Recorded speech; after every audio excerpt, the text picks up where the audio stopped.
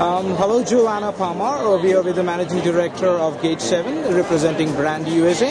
And we are at the stand of Brand USA, asking him about the tourism policies and tourism ideas of Brand USA and promoting it in Australia and the Asia Pacific region. Hi, Joe. Hi. Hello. So the first question would be like, what are the new tourism strategies that Brand USA has been implementing right now in 2014 to woo more travelers down to the USA?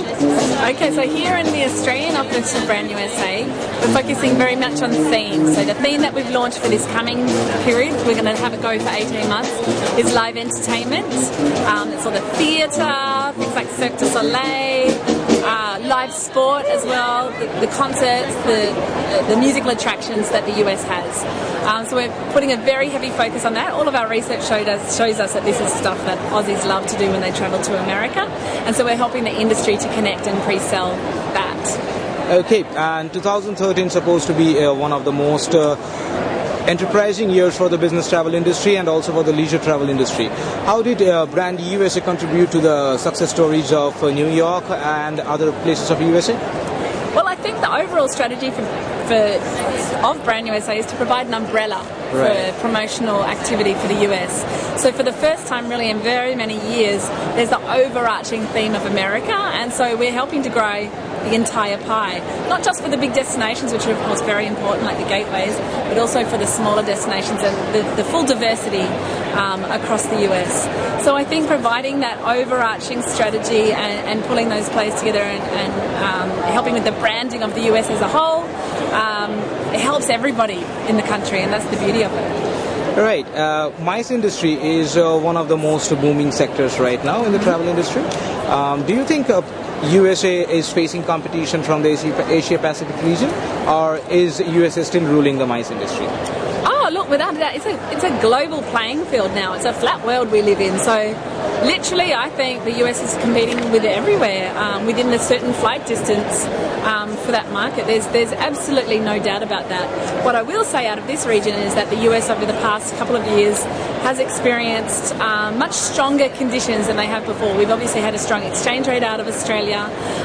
We've had increase in lift, and these things go in trends. And as the US spends more money courting the Australian market with consumer brand marketing activities, that of course influences, I think, MICE and meetings and has that roll-on effect. So absolutely, I think, you know, we've been very fortunate in the last few years. There's been a lot of growth in the last few years, and while the US is facing global competition and ever-increasing global competition, I think we're in good shape to make the most of the opportunity. Right. In context of that, like, do you think that the emerging digital transparency is actually making a shift for the MICE industry? Like, is it going to be a boon or is it going to be a curse for the travel industry? Well, I think like any new technology, it's not going to mean that, you know, one player is a big loser and one player is a big winner. I think it just changes the way that people research. And I think, you know, the US is quite a sophisticated country in terms of those technology, and that all the hundreds of thousands of players across the country will do their best to leverage that. I think in terms of how a country is promoted, obviously content is king now, and the digital world has allowed that, and means that the user can sort of seek out what they're looking for. So I think that's the big opportunity and challenge for everybody in the industry, is to use this new opportunity to our best advantage. And what do you think about social websites, like the social networking websites? No, what do I think about them? I think they're wonderful. No, I think, again, that's putting the power in the user's hand. There's no use pushing. You need to be there talking in the voice that's needed for the audiences that are seeking the information. And so I think this is the great opportunity and the great challenge, as this music is with my voice competing for the attention. As the great opportunity and the great challenge is to create the content that is most useful to the industry and place it in the areas where they're seeking it.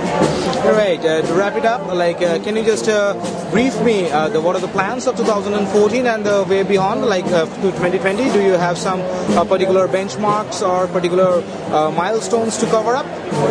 Brand USA as a whole certainly has some very ambitious goals for the Australian and New Zealand market specifically, which is what I'm responsible for.